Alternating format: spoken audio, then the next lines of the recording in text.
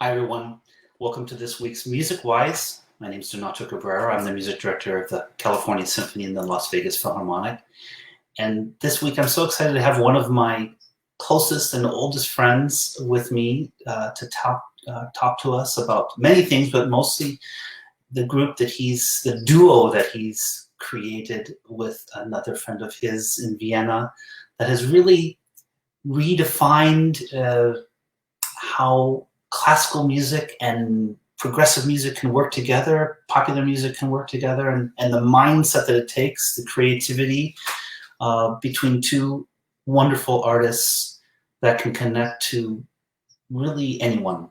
So without further ado, help me welcome Matthias Bartolomey. Hi, Matthias. Hey, Donato. It's great to see you. It's been a while. It's been quite a while since we've seen each other in person, but and thank you for joining us. It's 10 o'clock where you are living. And my time. That's my time. Good. It's the creative time, yeah. Right. Well, let's just dive right in.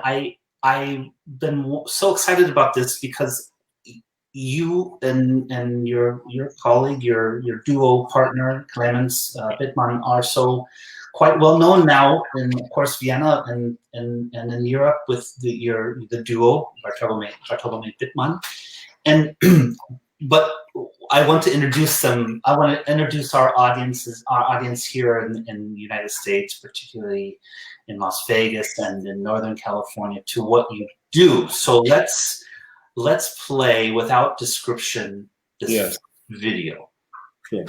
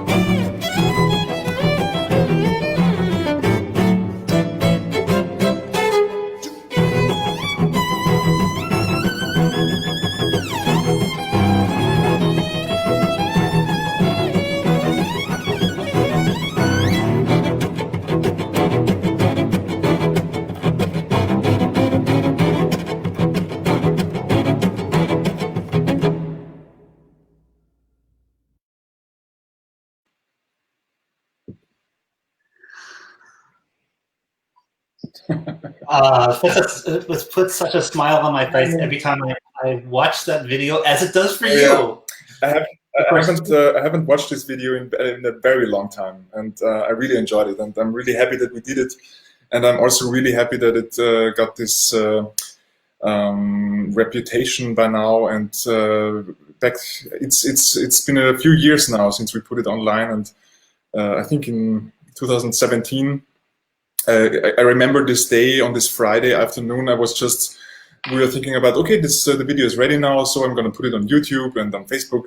And I put it on Facebook, and we had a sound check, and we had a concert that evening. And and I remember looking at my phone 3 hours later, and it was like all over the place. It was going up, and like that was the first time I experienced this kind of viral hit situation with the video, and it was really exciting. And because we didn't set out to make a video that would like be a viral hit or something. We just did it because it was fun, and it's still fun to watch also because there are still like scenes that I completely forgot that we did, and so yeah. It's exciting. I mean, just the sheer scope of filming this video must have been, I mean, extraordinary. So who came up with the concept? Excuse me? Who came up with the concept? Oh yeah, the concept. We all the three of us, like Klemens and Max, who's the guy who filmed the video and edited it. We were sitting together and we were thinking about a new video idea. So we were just brainstorming and thinking about different concepts. And actually, the first concept was to do this video in just one take. That was the first idea, just one like a one-shot situation. And so it turned out to be the exact opposite, basically. And in the beginning, actually, we underestimated the amount of work that it would need, because we thought, okay, let's do a video, same camera position but different scene. It's not going to be that hard. So then 15 months later, we finally got to the point where we said, okay, now it's done. And of course, we didn't film all the time, but we had like intense days where we were just driving around the city. And maybe that's another important info for the video. It's only in Vienna. Everything happens in Vienna. So this is also a little homage to our city and to the place where we both live and where we write our music and where we get our inspirations from. So this has been, yeah, exciting.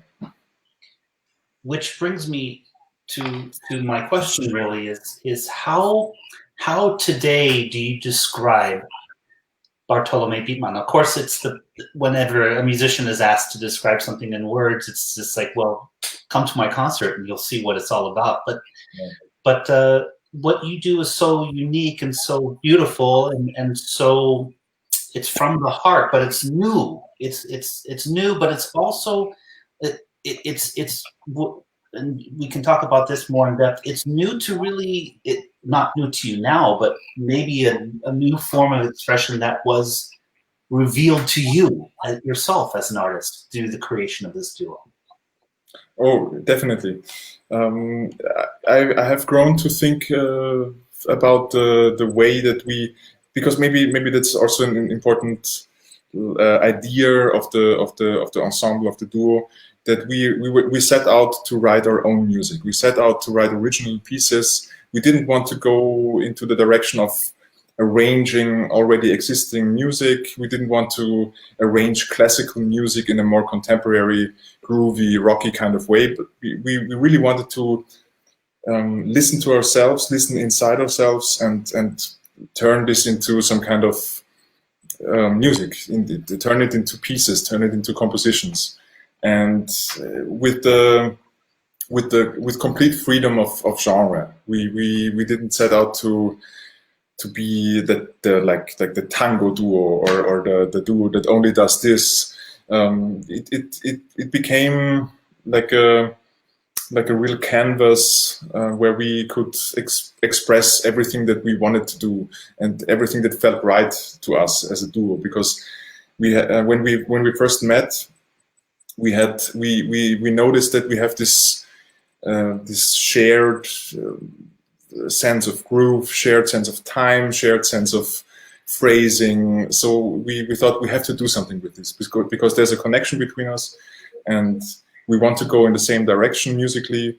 So let's just try and play with it. And the thing that I enjoy the most, to be honest, about playing in the duo is that we still preserved this freedom of the musical direction that we want to go, and still have an audience that appreciates this. And this is something that I think is not something that is as common as it could be.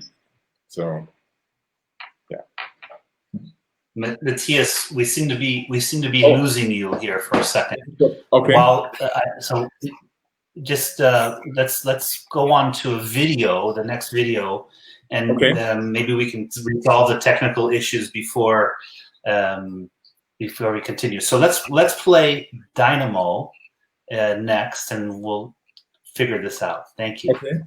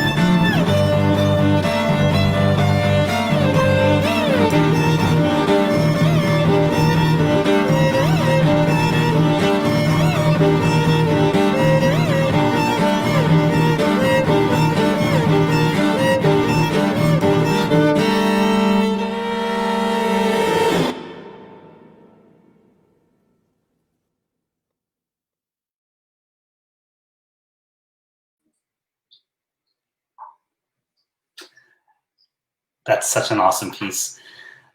This dynamo, and I think we've solved our technical issue. Let's talk a little. Let's go back a little bit. What you were saying, what I think you were saying, is this desire to be creative and truly creative with the instruments that you have at your disposal, which have a history unto themselves that you both grew up with, of course.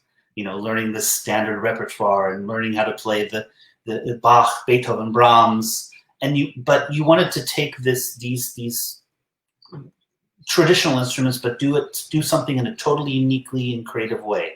Can you talk a little bit about this process?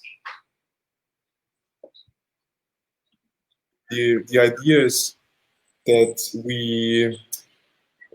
we take our really traditional, and there's so much history with string instruments in general, not only with our specific instruments, but in general you see a violin, you see a cello, and you think about classical music. That's like the first thing that comes to mind. And what we're trying to do, and what we are set out to do, was to widen this perception, you know, and show that music is not limited to an instrument. You can get sounds out of an instrument that doesn't necessarily people associate with, you know. So that's the fun part about this, because we, as you heard in the last piece, this is there are heavy rock grooves in it, and this is something that I really enjoy doing on the cello, and we really enjoy doing as a duo.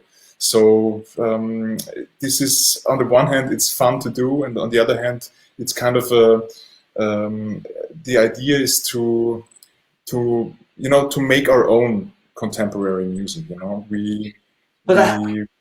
Matthias, I have a question, because were either of you composers, in a sense, before you created the group? Because it's one thing to play in a new style and to learn how to play these new sounds, but it's another thing to also compose music, which is a separate skill and a separate lifetime of learning.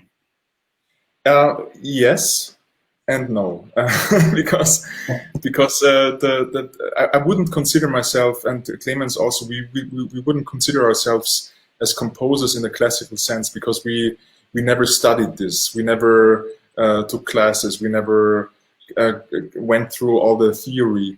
We just took this leap and this step into writing intuitively, you know. Just like a songwriter would do, you know, like you pick up a guitar, you learn how to play the guitar, and then you just do it, you know. You don't think about the theory. You don't think about, am I allowed to do this because this is the right way to do it. There is only one right way to do it, and this right way is inside us, and we just have to listen to it and then bring it to the instrument, or find it on the instrument while playing. It's really a completely intuitive approach to the instrument, and in a way also something that has been done already in centuries ago in the Renaissance music and early Baroque music, where composers were much more coming from the instrument and writing for their instrument. So this is kind of I would say a far reach, but also kind of similar approach to the instrument, because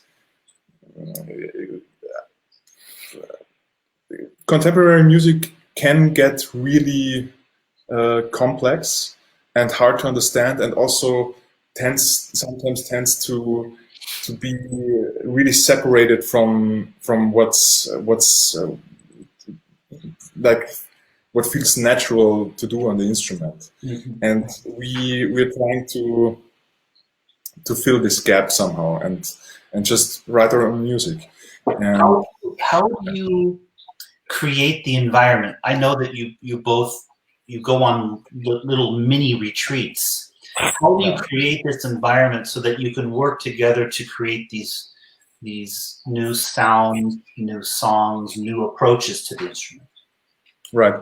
This has been like this from right from the beginning, and this is something I would say rather unique, because we noticed that it's possible for us to write all the pieces together. So it's not like one of us brings like a complete and ready piece and we just rehearse it. It's really from scratch, playing with ideas. I would play a riff for Klemens, or Klemens would play something for me, and then from this little element, this little cell of music, we would like put it together like a puzzle together. And this is a very intense process, and you sometimes it goes like really easy and very natural, and sometimes you have to argue about ideas or directions where the piece has to go. Sometimes one of us kind of takes the lead of the process and the other one kind of steps back a little bit, and this is a really interesting psychological dynamic that happens, but it works for us. For other, I have talked to colleagues of mine. They said, I could never do this with somebody. I have to do it myself, or not at all. So you just have to find a way, and I really enjoy this process, and Klemens also really enjoys this process to do this together, to really dig into the material together, and also since Klemens and there's in the next video that you will show, there's another instrument as well, and Klemens plays not only the violin, but he also designed a unique instrument for himself. It's called mandola, and it's a guitar-like, mandolin-like instrument that really adds to the spectrum of the duo, and is an important part for us. I'm curious, going back even further, did you envision that this would be part of your expression as a cellist when you were younger? Yeah, that's very interesting, because I grew up in a very classical environment. My father, he's retired now, you know him very well. He was solo cellist of the Vienna Philharmonic, and that's the world where I grew up with. So this was really classical, and I had many opportunities which I'm very thankful for, that helped me in the process becoming a good cellist and meeting great musicians and learning from the best in the real sense. But I also, from really early on, I would say like maybe almost 20 years ago or something, I started to feel that there's something else that I need to do. And it took a really long time for me to come to this place where I found out what it was that I really wanted to do. And somehow it happened after I finished my studies in Salzburg in 2010, when I shortly after this I met Klemens in Vienna, and he was coming from the jazz world. He was coming from the folk world, and he brought a completely different energy. And we met at the project, and I somehow had the feeling that I have to approach him. That I wanted to approach him and ask him if he wanted to meet for jam and just try different. What happens if you put us in a room together? What happens? And this was right from the beginning. It worked very well, and it really clicked in the musical sense. And it also was the perfect timing because we were at a similar point in our lives where we kind of felt stuck. You know, I was done with my studies, and I was kind of a complete cellist. And now it was like, okay, what are you doing now? Are you going to do auditions? And I did lots of auditions. Some were terrible, some were good. The whole spectrum was part of it. And also Klemens had many experiences in different bands, and really successful bands as well. But he was at the point where he didn't know how it would go on. So we had this right moment in time where we said, okay, this works, this is fun, let's do it. And let's do it with a perspective, with a long-term perspective. So yeah, I would say that part of this was kind of always part of me, and it took some time to get the right form. And I also have to say that I'm not only doing this anymore. I'm not only doing the duo anymore. I'm doing lots of classical music still, lots of chamber music, solo, and I enjoy it even more since I have like these two bases in my life. And I have to say, and I want to really encourage every young musician who might be watching and thinking about trying different things on a classical instrument. It's really worth it, and you can just experience and try different things and go into a direction that goes a little bit out of the classical comfort zone, and you might experience something that sets you free in a way, and gives you a certain easier approach to the classical repertoire. Because I have to say, when I was done with my studies 10 years ago, I had a really hard time finding my personality in the classical field. You know, what can I say with a Beethoven sonata? So many great cellists have played it. It's really hard, especially for young musicians, to find their own voice and have the courage and have the self-esteem in the end as well. And going to this part from a different direction and learning a classical instrument without the repertoire, just you and your instrument, and maybe some grooves or something that you like, just play something that you like, can also kind of put yourself in a more relaxed position. There are a couple of things I wanted to touch upon. You now are in a position where you can help younger artists to explore repertoire, explore expression in a way, because you have just begun a new position in Salzburg. Can you talk a little bit about this new position and perhaps a little bit more about what your plans are with regards to exposing young musicians to this process? Because it is a process. It's not something that takes 2 weeks. Sure. It takes the rest of your life. That's true. Yeah. I'm really looking forward to this opportunity. I'm starting as a professor at the Mozarteum in Salzburg in 2 weeks. So in October it starts, and this is very exciting because I've been studying there with Clemens from the Hagen Quartet, and to come back to this great institution in this different way is a big honor, and I'm really looking forward. And I think it's a classical professorship. So I'm gonna teach the repertoire, and I'm gonna work with the young musicians on the classical repertoire. And of course, I will be focusing as well on, or I would say I will offer it, because it's not for everybody, you know. Right. I have experienced lots of freedom, and it helped me so much in going back to the classical music. And I just want to offer it for everybody who's interested in it. And I think to be able to teach at such a high prestigious university gives me also the possibility to reach people who really will be musicians professionally, you know. And this is kind of a really high level standard that is going to happen there. And yeah, I will see how it goes. It starts very soon, and of course right now it's all a bit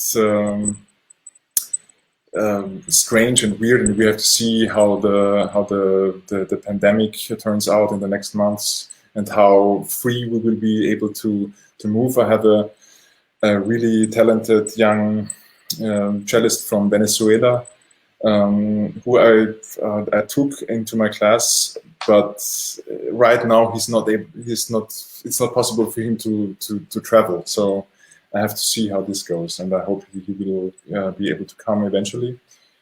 Yeah. You mentioned also that when you began this project with Klemens, that it was with the intention of being longer term. Yeah. But it's one thing to do a project that you might do together for yourselves and create opportunities, but it's another thing to have it develop into what it has, which is now an ensemble, a duo that performs around Europe, that has you have a team, you have your own van, you have you have a label, you have management, you have these things that are now around this. It's now an enterprise. It's its own self-sustaining creation. And what is it like now? Because the next video, as you mentioned, is with not only Klemens, but with an incredible soloist that we all love, Janine Jensen, at a festival that took place. This was not that long ago, actually. It was in December 19. Yeah, that's right. Yeah. I remember. That's right. That's correct. In December. And now you are. It's in a way. It's so commendable, because, as you know, these things can change over time, and they develop a lot. It's its own life. Tell us about how you have, the two of you, been able to sustain and grow this creation together. Yeah, it's a delicate thing to take care of, because you spend a lot of time together and you get really caught up in a lot of things. But I have to say that we also have a way to get through all the kind of things that come in our way, and kind of difficulties that we have to face. I have to say that there's one thing that Günther Pichler from the famous Albenberg Quartet once said, or I think it was Valentin Erben, the cellist, which was also a teacher of mine. that it's important to have a goal that you share. And I have to say that in all those years that we have been playing now with Duo, and it has been, I think we are in our 9th year now of playing, and this is we never lost sight of the goal that we want to go. Nevertheless, what happened, we always enjoyed playing live on stage, and we always enjoyed writing new music. So this is kind of a lucky thing, I guess, and we share this idea of developing something over time and really dedicate ourselves to it. I think that is something, maybe also something that is like a healthy thing to do in our time, where you're busy with so many things, and sometimes you have to do different projects in order to get along. But I really enjoy this. It's a slow process also, you know. We're not the same like we were in the beginning, and our music is not the same. This is beautiful to experience how the music changes, how it gets more, I don't know, how it gets more special or unique or more the way it maybe it should sound. Maybe also one of the ideas that, or one of the things that we set out to do was to develop and create our own repertoire, you know. So if you ask me, because in the beginning you said, what is it? What is the music like, or how could I label it? How could I put a name on it? And of course, like you said, just come to my concert and you will see. We thought maybe there's going to be a point, and this is also the biggest compliment that anybody can make us. And sometimes people are saying this, and this is really a great thing that people are thinking about this. You guys sound like yourselves. You sound like BartolomeyBittmann, and this is kind of the goal that we have. That we create a universe that exists as its own entity, and in its own characters and genres that we pick from every side. There's pop music, there's rock music, there's classical music. You hear maybe some avant-garde influences. You hear some everything that we experience now, because we live in a post modern time where so many things have been done. It's not possible to do anything really new, but it's possible to do something unique, and that's what we are trying to do. Tell us a bit about the song that we're about to hear in the video, because this is in many ways one of your signature songs. I'm not quite. Where does this song normally fit now on your concerts? Is it something you begin with or end? It's something we end now with the concert with, because it's a really positive and lively and full of energy piece that releases the people into like a good vibe. And we haven't been playing the piece for a very long time. In the beginning, we have been playing it all the time. Then there was a time where we didn't play it at all, and now we started to playing it again because we thought it's not a bad piece, so let's just do it. and also the video that you're about to show with Janine Jansen, which has been one of our highlights in our career so far. She invited us to her festival in the Netherlands in December 2019, and she also asked if it's maybe possible that we do something with her, and we invite her on the stage. And this is a huge honor for us, and so we wrote an arrangement of this piece that we have been playing from the beginning of our duo career.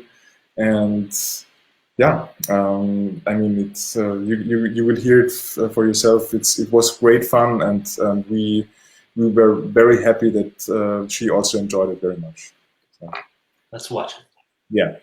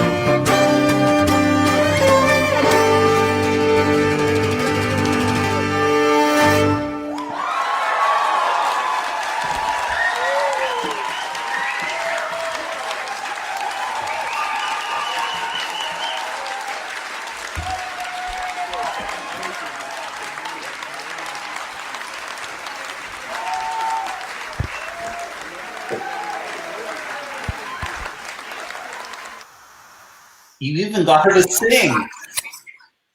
Yeah. That's wonderful. Yeah, it was great. The energy that the audience always gives to you in these concerts must be, in a way, a validation of this spirit of creativity, of searching for something new. And I'm curious, because you mentioned that, of course, while you have this incredible duo, you also still play the wonderful sonatas of Beethoven and the Bach cello suites, etc., Brahms. Has this informed, and you have mentioned this a little bit, but talk a little bit more about this. How does this exploration inform the way you make music now in the other aspects of your career?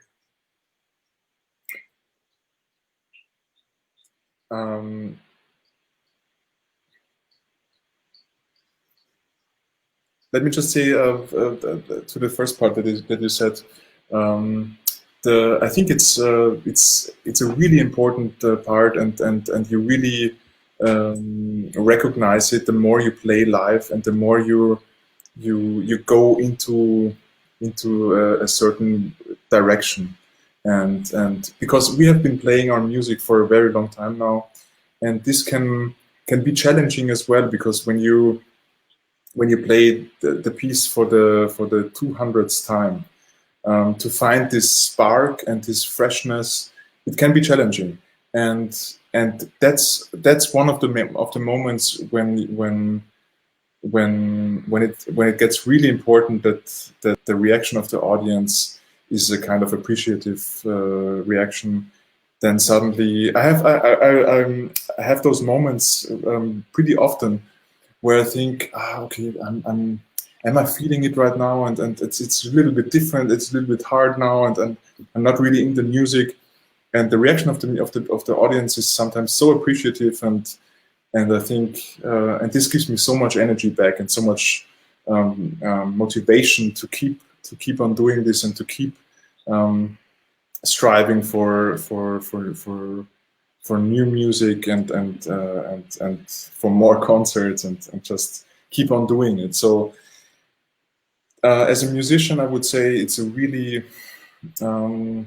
50-50, I would almost say, a situation that on the one hand you spend so much time alone, and you spend time with yourself, and practicing and trying different ideas, and also with the duo, we're spending so much time in the in a room, writing new songs, and getting excited about it, and the moment where you put it on stage, it gets really important how the audience reacts. I have to say honestly, it's not something that I would say I go on the stage and I just don't care what anybody would say to it. It has become an important part of the cycle of being a musician, and like you saw in the video, getting such a reaction from the audience gives us so much energy and motivation back. And yeah, and concerning the classical field and the classical music and the classical repertoire, what I found to be really true in the last years is that all those differences between genres, and is it jazz, rock, pop, classical, is it old music, or is it music that has been written yesterday?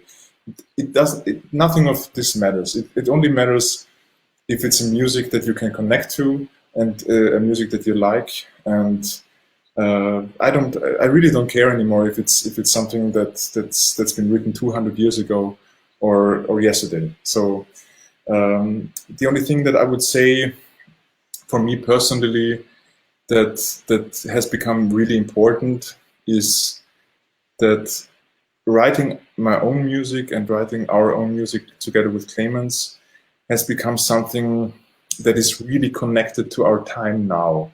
And this is something that kind of that I developed a need for. I need something that happens now, that feels really contemporary in a true sense. And no matter how great the great masterpieces of the classical repertoire are, at some point, at one element kind of always is missing for me, and that's this time, and this time element. That of course the music of Mozart and Beethoven is timeless in a way. That's completely true, but it has been written in its own time, and you know what I mean. Somehow, I don't know. Well, is that making sense? No, it makes total sense. It makes total sense. It brings us actually in an interesting way to the person behind the title of the next video. All right. Because Encore is, and I'd like for you to talk about what he meant, obviously, how you, with the work that you had with him, and I remember a particular story that you can share in more detail about you working with him on the recitative Mozart operas. I saw Così fan tutte that he conducted. Right. Yeah. Theater an der Wien, but his incredible ability to give meaning to whether it was a Bach cantata or Porgy and Bess, that he found a way to take everyone, all of his musicians in the Concertus Musicus Wien, which you play in, and really get to what you are discovering in BartolomeyBittmann. Right. Talk a little bit about why you wrote this piece, when you wrote it, and about Nicholas Arnoncourt. Right. So I got the great chance to enter the Concertus Musicus almost in the same time that the duo started. So it's almost like 8-9 years ago, and starting from back then, it has been the duo on the one hand, and it has been Concertus Musicus, and really intensely working with Nicholas Arnoncourt on great pieces. We played so many really also very famous classical pieces, and kind of rediscovered those pieces with him. And it's true that he was, in a true sense, somebody who had this desperate need for expression in classical music, and to awake this spark in people again that this music had back in the days, you know. And this was I would maybe to put it in a nutshell, this was maybe one of his really main goals, to get people excited again, to get people moved again, to get people irritated again, you know, all the things that can happen, and to get people away from this kind of it's not, you know, this kind of just appreciative holy thing, and get back into the dirt of the music that all those composers had. And so working with him was filled with liveliness, with contrasts, with I would say with courage, with unconventional approaches to music, always with the main goal of reaching the people again, with a music that is really old and has been listened to many times. And for this he took he took sometimes extreme measures. I think I told you the story about a symphony mit dem Paukenschlag, the famous Haydn symphony. In the second movement, there's this loud. I'm sorry, there's the mail program. I'm really sorry. I have to. It's okay. Where there's the loud bang of the pauke in the second movement, and he said in the rehearsals that we can't play it like this because everybody knows that there's this bang, and so we have to do something different. We have to get people jumping out of their chairs, and otherwise it doesn't make any sense to do it, because Haydn intended to do it to get this effect, and nowadays everybody, it's not a surprise. If it always must still be a surprise. Sure, that's right. So to make it short, he thought about many different approaches, and he decided to. It was in the big Golden Hall in the Vienna Musikverein, and he decided to, at the moment of the Big Bang, he pressed this red button that is only used for New Year's concerts, with the big confetti bomb going off, Big Bang, and at the top of the organ. And so this was really a big surprise for everybody, and the audience went nuts. So this, some people might say, yeah, but you can't do that. That's Haydn. That's like, you have to appreciate, and that's it. But I think this is something that, why not? You know, that's it gives it doesn't disrespect the music. It just helps it a little bit to bring it in our time, in our loud and crazy times. So that's just one example. And we dedicated this piece to him because he, in a way, is a big part of the duo. He's a big inspiration still, even though he's not with us anymore. And yeah. Let's watch. Yeah.